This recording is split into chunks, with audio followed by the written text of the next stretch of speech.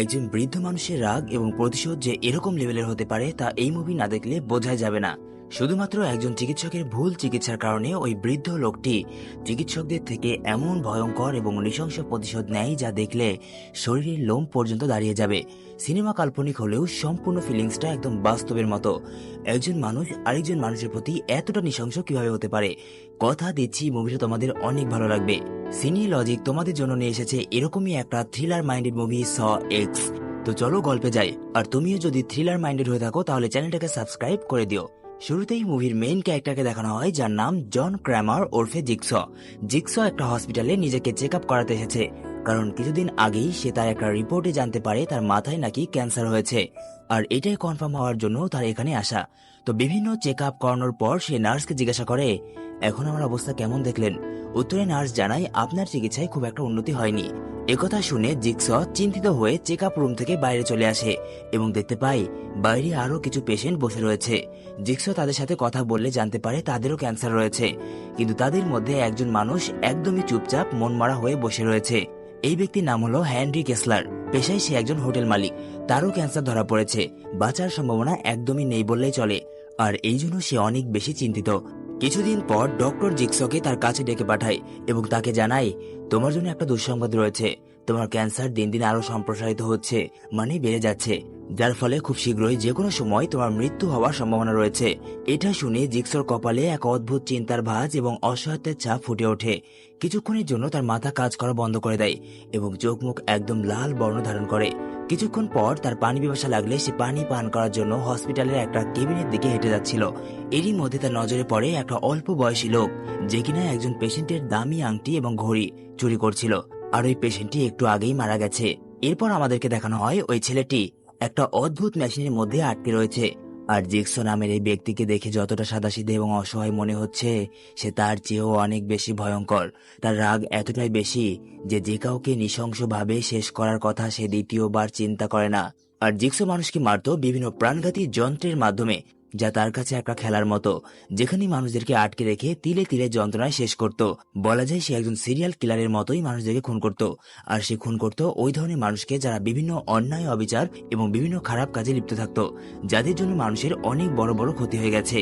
জিক্সর খেলার একটা নিয়ম রয়েছে, সেটা হচ্ছে বন্দিরত ব্যক্তি তার নিজের শরীরের যে কোনো অংশ কেটে ফেলবে, আর এটা করতে হবে একটা সময়ের মধ্যে। যদি সে এরকম কিছু করতে না পারে তাহলে তার জন্য অপেক্ষা করছে এক ভয়ানক এবং যন্ত্রণাদায়ক মৃত্যু।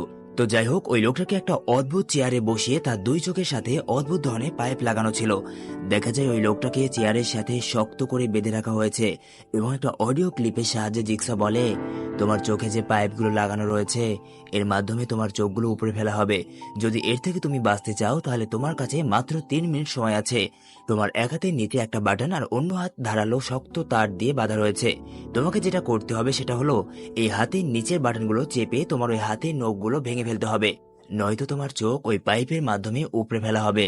আর এই কথা বলতে বলতে তার সময় শুরু হয়ে যায়। কিছুক্ষণের মধ্যে ওই লোকটা অনেক ভয় পেয়ে যায় এবং বাটন চাপার সাথে সাথে তার একটা আঙুল একদম সম্পূর্ণরূপে ভেঙে যায়। এরকম করে সে আস্তে আস্তে তার 3টে আঙুল ভেঙে ফেলে। এতে তার অনেক কষ্ট হচ্ছিল, সে যন্ত্রণায় ছটফট করতে থাকে, কিন্তু তার কোনো উপায় নেই। সে যদি এরকম না করে তাহলে তার চোখ দুটো উপড়ে ফেলা হবে, কিন্তু শেষ পর্যন্ত সে নিজেকে রক্ষা করতে পারে না। আর 3টি আঙুল ভাঙার পরপরই সময় শেষ হয়ে যায়। আর যেহেতু সে কাজ সম্পন্ন করতে পারেনি, তাই তার চোখ দুটো পাইপের মাধ্যমে উপড়ে ফেলা হয় এবং পাইপের মাধ্যমে কোথায় যেন চলে যায়। আর এরপর দৃশ্য আবারও হসপিটালে ফিরে আসে। দেখা যায় জিক্স লুকিয়ে লুকিয়ে ওই চোরটাকে চুরি করতে দেখছে। আসলে এতক্ষণ এই লোকটার সাথে যেগুলো ঘটলো এগুলো কোনো কিছুই বাস্তব নয়, এগুলো জিক্স শুধুমাত্র কল্পনা করছিল। জিক্স ভাবছিল, যদি এই লোকটি আসলে চুরি করে তাহলে আমি তাকে এ ধরনের শাস্তি দেব। কিন্তু এরই মধ্যে হঠাৎ করে ওই লোকটার চোখ পড়ে জিক্সের ওপর, আর এই জন্য সে চুরি না করে ওই জিনিসপত্র সেখানে রেখে চলে যায়।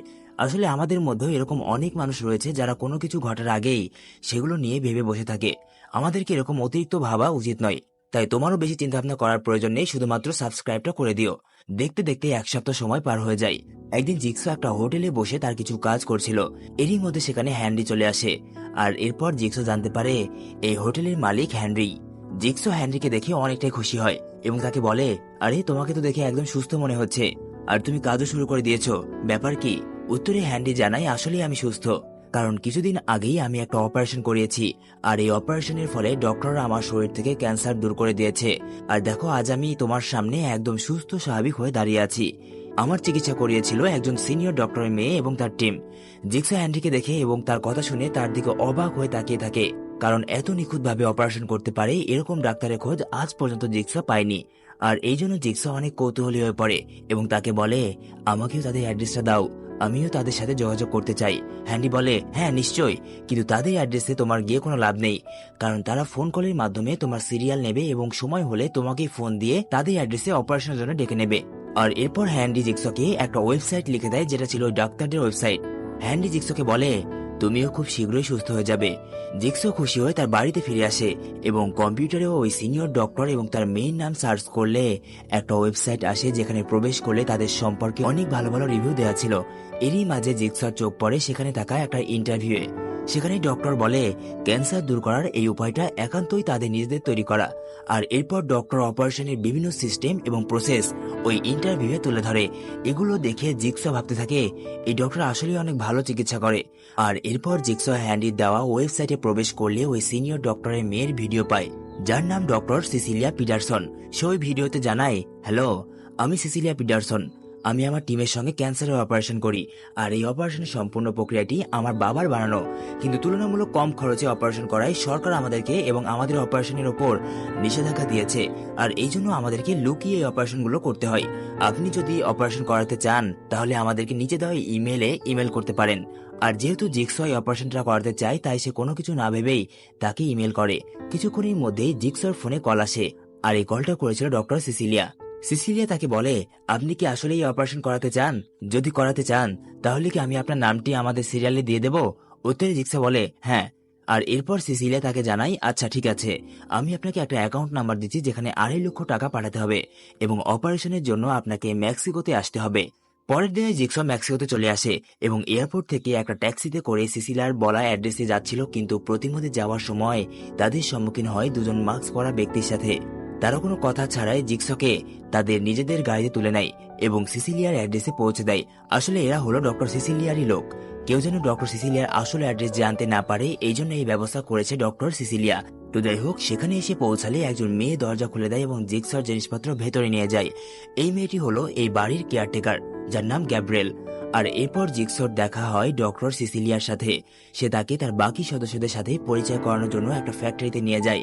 আর এখানে এসে তার পরিচয় হয় আরো একজন ডক্টর এবং নার্সের সাথে। ডক্টরের নাম মেটো এবং নার্সের নাম হলো ভ্যালেন্টিনা।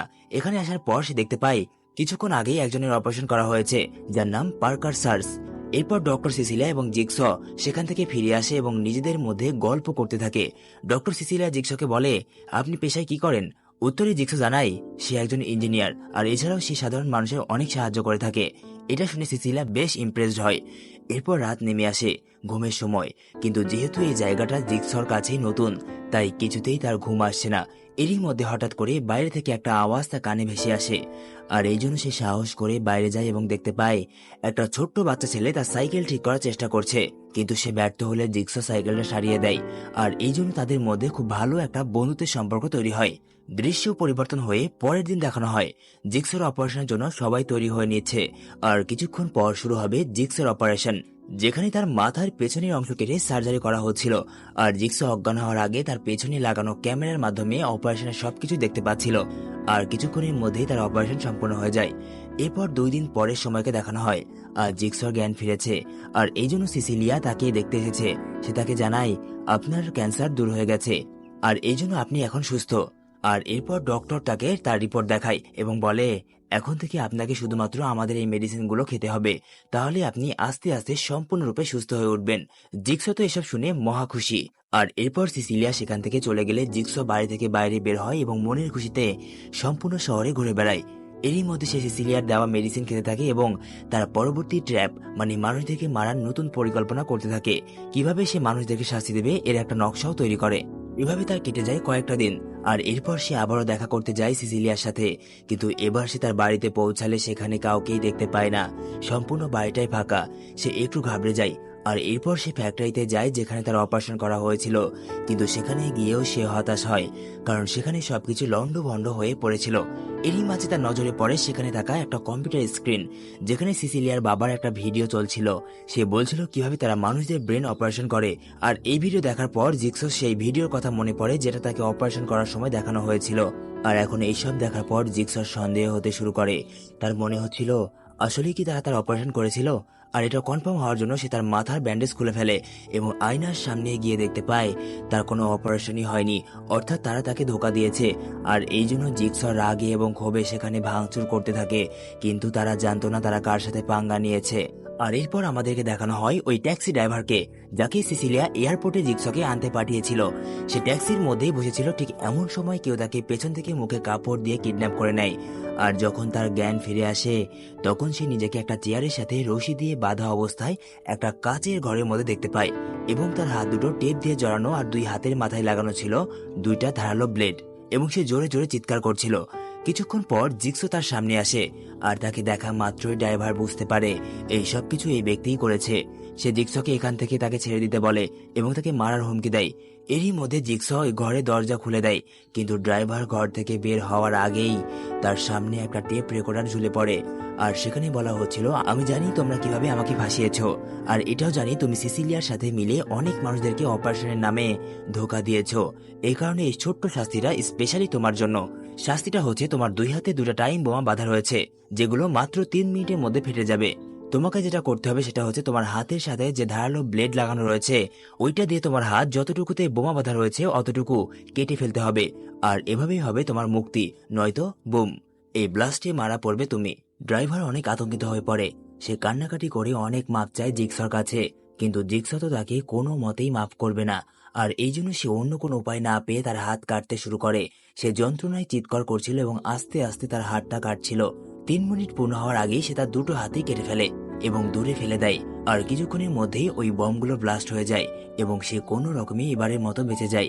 কিছুক্ষণ পর দেখানো হয় জিক্সকে। সে কাউকে ফোনে বলছিল, আমি একটা টিম সম্পর্কে জানতে পেরেছি যারা মানুষকে বিভিন্নভাবে ধোঁকা এবং তাদের সাথে প্রতারণা করত। আমি তাদেরকে ধরতে চাই এবং আমার নিয়মে শাস্তি দিতে চাই, কিন্তু এই জন্য আমার তোমার সাহায্য প্রয়োজন। এর উত্তরে ফোনের ওপাশ থেকে কেউ বলছিল, আমি খুব শীঘ্রই ফিরে আসছি। এরপর আমাদেরকে একটা নাইট ক্লাবে সিসিলিয়ার সাথে থাকা ওই নার্স ভ্যালেন্টিনাকে দেখানো হয়, যে তার বয়ফ্রেন্ডের সাথে আমোদ ফুর্তি করছিল, এবং তাদের এই সুখময় সময়টা আরো দীর্ঘ করার জন্য তারা গাড়িতে গিয়ে এক্সট্রা ক্লাস করতে শুরু করে। এরই মধ্যে কেউ একজন গাড়িতে হামলা করে দেয়। ভ্যালেন্টিনার ভ্যালেন্টাইন মুহূর্ত শেষ হয়ে যায়। আরে ভাই, ডিস্টার্ব করার একটা সময় আছে, তাই বলে এখন। যাই হোক, এই হামলাতে ওই নার্সের বয়ফ্রেন্ড পরলোক গমন করে। ভ্যালেন্টিনা এগুলো দেখে অনেক ভয় পেয়ে যায় এবং কিছুক্ষণের মধ্যে তাকেও সেখান থেকে কেউ কিডন্যাপ করে নিয়ে যায়। দৃশ্য পরিবর্তন হয় এবং এইবার দেখানো হয় সিসিলিয়ার সাথে থাকা গণ্যমান্য সুনামধন্য ডাক্তার মেটোকে। সে মানুষদেরকে ড্রাগ সাপ্লাই দেয়। কিছুক্ষণ পরে তার কাছে সিসিলিয়ার কেয়ারটেকার গ্যাব্রিয়েল আসে ড্রাগ নেওয়ার জন্য এবং ড্রাগ নিয়ে বাথরুমে চলে যায় ড্রাগ সেবন করার জন্য। আরে ভাই, কোনো কিছু খাওয়ার জন্য এটা কি কোনো জায়গা হলো বলেন? তো যাই হোক, কিছুক্ষণের মধ্যে সেখানে একটা অদ্ভুত মাস্ক পরা লোক আসে এবং পেছন থেকে শক্ত করে কিছু দিয়ে মেটোকে আঘাত করে বেহুশ করে দেয়। আর এইদিকে গ্যাব্রিয়েল ড্রাগস নিচ্ছিল। এরই মধ্যে হঠাৎ করেই বাইরে থেকে বিকট কোনো কিছুর আওয়াজ পেয়ে সে বাইরে আসলে তাকেও কেউ দরজার সাথে ধাক্কা দেয় এবং অজ্ঞান করে দেয়। এরপর আমাদেরকে দেখানো হয় ডক্টর সিসিলিয়াকে। সে তার আগের পেশেন্টদেরকে লুটপাটের পর এখন এখান থেকে পালানোর পরিকল্পনা করছিল, কিন্তু পালানোর পূর্ব মুহূর্তেও সে ফোন কলের মাধ্যমে নতুন পেশেন্টদের সাথে কথা বলছিল। আর ফোন কলে কথা বলা শেষ হলেই সে তার ব্যাগের মধ্যে এখন পর্যন্ত লুটপাট করা সকল টাকা পয়সা সামলাতে থাকে, কারণ সে কিছুদিনের মধ্যেই মেক্সিকো থেকে পালিয়ে যাবে। এরই মধ্যে হঠাৎ করেই তার কানে একটা শব্দ ভেসে আসে। শব্দটা এরকম যে তার বাড়িতে মনে হয় কেউ ঢুকে পড়েছে। আর এই লোকটা এত জোরে জোরে সবকিছু ভেঙে সিসিলিয়ার কাছে আসছিল যেন মনে হচ্ছে ভয়ঙ্কর কোনো কিছু তার দিকে তেড়ে আসছে। সিসিলিয়া ভয়ে তার বাড়ি থেকে বের হয় এবং গাড়িতে করে এখান থেকে পালানোর চেষ্টা করে, কিন্তু তার আগেই তার সামনে এক অদ্ভুত ভয়ঙ্কর মাস্ক পরা একজন লোক চলে আসে এবং পেছন থেকে আরো একজন মাস্ক পরা ব্যক্তি তার ঘাড়ে ইঞ্জেকশন করে দেয়। আর এই ব্যক্তি হলো জিক্সো। ওই ইঞ্জেকশন করার ফলে সিসিলিয়া অজ্ঞান হতেই যাবে তার আগেই তার গাড়ির সামনে থাকা ওই লোকটাও তার মাস্ক খুলে ফেলে। আর এই মাস্ক খুলে দেখা যায় এটি জিক্সর সাথী, যে একজন মহিলা এবং তার নাম হলো অ্যামান্ডা। অ্যামান্ডা এর আগেও অনেকবার জিক্সকে তার কাজে সাহায্য করেছিল। আর এখন তারা দুজনে সিসিলিয়াকে পাকড়াও করার মাধ্যমে ডক্টরের সম্পূর্ণ টিমকে ধরে ফেলে এবং তাদেরকে বন্দি করে রাখা হয় ওই ফ্যাক্টরিতে যেখানে জিক্সর অপারেশন করছিল ডক্টর সিসিলিয়া এবং তার টিম। সিসিলিয়ার জ্ঞান ফিরে আসলে দেখতে পাই সে সহ তার বাকি সদস্যরা সবাই তারই ফ্যাক্টরিতে বন্দি অবস্থায় রয়েছে। কিছুক্ষণ পর জিক্সো এবং অ্যামান্ডা তাদের সামনে আসলে সিসিলিয়া তাদেরকে জিজ্ঞাসা করে, তুমি আমাদের সাথে এরকম কেন করছো? উত্তরে জিক্সো তাদেরকে বলে, এটার উত্তর তো তোমরাই ভালো জানো। আর এরপর জিক্সো শুরু করে তার প্রতিশোধমূলক নৃশংস খেলা। সে সর্বপ্রথম ওই নার্সের কাছে আসে এবং তাকে বলে, তোমার হাতে মাত্র 3 মিনিট সময় আছে। তোমাকে যেটা করতে হবে সেটা হলো, এখানে ধারালো রশি রাখা রয়েছে, এই রশি দিয়ে তোমার দুটো পা কেটে ওই ফাঁকা বাক্সের মধ্যে রক্ত ভরাতে হবে। খেয়াল রাখতে হবে এই বাক্সটা যেন সম্পূর্ণ রক্তে ভরে যায়। আর যদি সময়ের মধ্যে ভরাতে না পারো, তাহলে তোমার গলার কাছে যে ধারালো রশিটা দেখতে পাচ্ছ, এটা তোমার গলা কেটে শরীর থেকে মাথা আলাদা করে দেবে। ব্যাপারটা সিম্পল, বুঝতে পেরেছো? আর এটা বলা মাত্রই জিক্সো মেশিনটাকে চালু করে দেয় এবং বাকি সবাইকে বলে, তোমরাও প্রস্তুত হয়ে নাও আর দেখতে থাকো তোমার সাথীর সাথে কেমন কেমন ভয়ানক কাণ্ড ঘটতে থাকে। এরপর জিক্সো সিসিলিয়ার কাছে আসে এবং তাকে একটা লিস্ট দেখায় যেখানে ওই সকল মানুষদের নাম লেখা ছিল যাদেরকে সে অপারেশন করার নামে ধোকা দিয়েছে এবং লুটপাট করেছে। জিক্সো বলে, তুমি এটা অনেক বড় অন্যায় করেছো, তোমার মধ্যে সামান্যতম মানুষত্ববোধ নেই। তুমি এতগুলো মানুষের অসহায়ত্বের সুযোগ নিয়েছো। কি ভেবেছো এভাবে তুমি বেঁচে যাবে? তোমার বিচার হবে না? অবশ্যই তোমার বিচার হবে, আর তোমার বিচার করব আমি, জিক্সো। একথা বলে জিক্সো এবং অ্যামান্ডা সেখান থেকে চলে যায়। আর এদিকে নার্স ভ্যালেন্টিনার সময় শুরু হয়ে গেছে। সে তার জীবন বাঁচানোর জন্য জিক্সর কথা মতো একটা ধারালো রশি দিয়ে তার পা কাটতে শুরু করে। তার চিৎকারে সম্পূর্ণ ফ্যাক্টরি কেঁপে উঠছিল, কিন্তু এতে কোনো লাভ নেই। এক পর্যায়ে সে তার পা সম্পূর্ণ কেটে ফেলে। সে জোরে জোরে নিঃশ্বাস নিচ্ছিল এবং তার রক্ত ওই বাক্সের মধ্যে ভর্তি করতে শুরু করে। আর তার কাছে সময় আছে এখন মাত্র 10 সেকেন্ড, কিন্তু বাক্সটা কেবলমাত্র অর্ধেকই পূর্ণ হয়েছিল। আর যেহেতু সে তার টাস্ক সম্পূর্ণ করতে পারেনি, এই জন্য তার গলার কাছে থাকা ওই ধারালো রশিটা ঘুরতে শুরু করে এবং আস্তে আস্তে তার গলার দিকে এগিয়ে যেতে থাকে। আর এই জন্য শেষ পর্যায়ে ওই রশিটা তার গলার এপার ওপার হয়ে তার মাথা শরীর থেকে আলাদা করে দেয়, যা ছিল একদম শরীরে লোম দাঁড়িয়ে যাওয়ার মতো অবস্থা। সেখানে থাকা সবাই এই দৃশ্য দেখে ছটফট করতে শুরু করে। এই দৃশ্যগুলো জিক্সো এবং অ্যামান্ডা কম্পিউটার স্ক্রিনের মাধ্যমে দেখতে পাচ্ছিল। নার্সের মৃত্যুর পরে জিক্সো এবং অ্যামান্ডা সেই ফ্যাক্টরিতে আবারও ফিরে আসে। আর এইবার সিসিলিয়া জিক্সোকে বলে, আমাকে তুমি ছেড়ে দাও, আমি তোমার ক্যান্সারের অপারেশন করব। কিন্তু এখন অনেক দেরি হয়ে গেছে। এরই মধ্যে অ্যামান্ডা বাইরের সিসিটিভি ক্যামেরার মাধ্যমে দেখতে পায় একজন লোক সিসিলিয়ার এই ফ্যাক্টরির দরজাতে জোরে জোরে ডাকাডাকি করছে এবং বলছে, সিসিলিয়া, আমার টাকাগুলো আমাকে ফেরত দাও, তুমি আমাকে ধোকা দিয়েছ। এসব কথা শুনে জিক্সো তাকে ভেতরে নিয়ে আসে এবং দেখতে পায় এটা হলো ওই ব্যক্তি যাকে জিক্সোর আগে সিসিলিয়া অপারেশন করেছিল, যার নাম পার্কার সার্স। কিন্তু অ্যামান্ডা তাকে ডান্ডা মেরে ঠান্ডা করে দেয়। কিছুক্ষণ পর ওই লোকটার জ্ঞান ফিরে আসলে সে নিজেকে একটা চেয়ারের সাথে বাঁধা অবস্থায় দেখতে পায়। এরপর পার্কার জিক্সোকে বলে, সিসিলিয়া আমার কোনো অপারেশন করায়নি, বরং আমার টাকাগুলো মেরে দিয়েছে। আর এখন জিক্সো তাকে সিসিলিয়ার আসল সত্য ঘটনা সম্পর্কে বলতে থাকে এবং কম্পিউটার স্ক্রিনের সামনে নিয়ে এসে দেখায় যে তাদেরকে সে কিভাবে বন্দি করে রেখেছে। জিক্সো বলে, আসলে তারা সবার সাথে এরকম করত, যেরকমটা তোমার সাথে এবং আমার সাথে হয়েছে। তাই আমি সিদ্ধান্ত নিয়েছি তাদেরকে কঠিন এবং ভয়ঙ্কর শাস্তি দেব। ইতোমধ্যেই আমি একজন নার্সকে শাস্তি দিয়ে ফেলেছি, আর এখন বাকিদের পালা। কিন্তু নার্সের মৃত্যুর এরকম ভয়ানক অবস্থা দেখে পার্কার চমকে ওঠে, কারণ পার্কারের মনে হচ্ছিল তারা হয়তোবা তাকে অন্য কোনো শাস্তি দেবে। কিন্তু এরকম ভয়ানক শাস্তি, পার্কার এগুলো দেখে অনেক ভীত হয়ে পড়ে। আর এখন জিক্সো তাকে বলে, তুমি যেহেতু এখানে চলে এসেছো, তাই এখন এদের সাথে যা কিছু হবে সবকিছুই তোমাকে আমাদের সাথে বসে দেখতে হবে। খেলা আবার শুরু হয়, আর এখন শাস্তি দেওয়া হবে ওই ডক্টর মেটোকে। আর এই জন্য তাকে একটা লোহার চেয়ারের মধ্যে অদ্ভুতভাবে বেঁধে রাখা হয়েছিল। কিন্তু কিছুক্ষণ পর তার সামনে একটা অদ্ভুত দেখতে পুতুল সাইকেল চালিয়ে আসে। এই অদ্ভুত দেখতে পুতুলের নাম হলো বিলি। যদি তুমি আমার আগের জিক্সো মুভির এক্সপ্লেনেশন দেখে থাকো, তাহলে এই পুতুলটাকে ভালোভাবেই চিনতে পারবে। তো যাই হোক, বিলি সেই সাইকেলে করে তার জন্য কিছু মেডিসিন এবং অপারেশন করার কিছু সরঞ্জাম নিয়ে আসে এবং সাথে একটা টেপ রেকর্ডার, যেখানে বলা হচ্ছিল তোমার কাছেও 3 মিনিট সময় আছে। এর মধ্যে তোমার ওপরে লাগানো ক্যামেরার মাধ্যমে তোমার মাথার অপারেশন করাতে হবে এবং সেখান থেকে একটা অংশ সামনে রাখা বোতলের মধ্যে রাখতে হবে। আর এটা যদি তুমি করতে না পারো, তাহলে কি হবে জানো? তোমার মুখের উপর একটা মাস্ক লেগে যাবে আর এর মধ্যে ছাড়া হবে বিষাক্ত গ্যাস, যার ফলে তোমার সম্পূর্ণ মুখটাই গলে যাবে। প্রথমে মেটো এই অপারেশন করতে রাজি না হলে গ্যাব্রিয়েল এবং সিসিলিয়া তাকে বোঝায়, তুমি যদি জিক্সোর কথা মতো এরকম না করো, তাহলে তোমার অবস্থাও ঠিক ওরকম হবে যেরকম ভ্যালেন্টিনার হয়েছে। তো জিক্সোর কথা মতো মেটো একটা কেচি নিয়ে তার মাথার অপারেশন করতে শুরু করে এবং অনেক কষ্ট যন্ত্রণা সহ্য করার পর তার মাথার একটা অংশ কেটে সামনে রাখা বোতলের মধ্যে দিয়ে দেয়। কিন্তু দুর্ভাগ্য, তার সময় ইতিমধ্যেই শেষ হয়ে গেছে এবং তার সম্পূর্ণ মুখটা বিষাক্ত গ্যাসে গলে পুড়ে এক ভয়ানক এবং নৃশংস মৃত্যু ঘটে মেটোর। আর এরপর সাইকেল চালিয়ে বিলি কেয়ারটেকার গ্যাব্রিয়েলের কাছে আসে এবং তাকে একটা টেপ রেকর্ডার দেয়, কিন্তু গ্যাব্রিয়েল এই টেপ রেকর্ডারকে চালু না করে দূরে ছুঁড়ে ফেলে দেয়। এই দৃশ্যটা দেখে জিগস অনেক রেগে যায় এবং তাকে বলে, তোমার এটা করা উচিত হয়নি। আর এরপর গ্যাব্রিয়েলের এক হাত এবং এক পায়ে শিকল বেঁধে ওপরে টাঙিয়ে দেওয়া হয় এবং তার সামনে রাখা হয় এক উচ্চ রেডিয়েশন মেশিন। জিগস তাকে জানায়, তোমার উপরে এই রেডিয়েশন ছেড়ে দেওয়া হবে যদি তুমি আমার বলা কাজ না করো। কাজটা হচ্ছে তোমার হাতে থাকা লাঠি দিয়ে মেরে মেরে তোমার একটা পা এবং একটা হাতকে ভেঙে ফেলতে হবে। গ্যাব্রিয়েল জিগসের কথা মতো তাই করতে শুরু করে। সে তার পায়ে মেরে তার একটা পা ভেঙে দেয়, কিন্তু সময় যত যাচ্ছিল রেডিয়েশন ততই বাড়ছিল। আর এরপর সে তার হাতে মেরে তার হাতটাও ভেঙে ফেলে এবং শিকল থেকে মুক্তি হয়ে যায়, কিন্তু তার অবস্থা অনেকটাই নাজেহাল হয়ে পড়েছিল। এরই মধ্যে জিগসর সামনে আরো একটা নতুন সমস্যা তৈরি হয়। পার্কার তার বাঁধন খুলে ফেলে এবং জিগসর দিকে বন্দুক তাক করে এবং অ্যামান্ডাকে বলে, সিসিলিয়াকে মুক্ত করে দাও, নয়তো আমি এক্ষুনি জিগসকে শেষ করে দেব। আর এরপর সিসিলিয়াকে মুক্ত করা মাত্রই সে অ্যামান্ডাকে মারতে শুরু করে এবং জিগসকে তারই ট্র্যাপে বন্দী করে দেয়। সিসিলিয়া এখানে সবাইকে জানায় পার্কার তারই একজন সঙ্গী, আর এখন সম্পূর্ণ চালটাই উল্টে গেছে। এই জন্য তারা এখন তাদের সাথে গেম খেলবে। জিগস অ্যামান্ডাকে এখান থেকে ছেড়ে দিতে বলে, কারণ তার কোনো দোষ নেই। জিগসর কথাতে অ্যামান্ডা এসব কিছু করতে রাজি হয়েছে। সিসিলিয়া জিগসকে বলে, আমি আগে থেকে জানতাম তোমার নাম জিগস, আর তুমি যে এ ধরনের ট্র্যাপে মানুষদেরকে ফাঁসাও সেটাও আমি খুব ভালো করেই জানি। এরই মধ্যে হঠাৎ করে তারা সিসি ক্যামেরায় দেখতে পায় ওই ছোট্ট বাচ্চা ছেলেটি ফ্যাক্টরির দরজার বাইরে খেলা করছে। আর এরপর সিসিলিয়া তাকে এখানে ধরে আনে এবং জিগসকে বলে, এই ছোট্ট বাচ্চাটি তোমার খুবই প্রিয় তাই না, তো চলো আজকে একটু মজা করা যাক।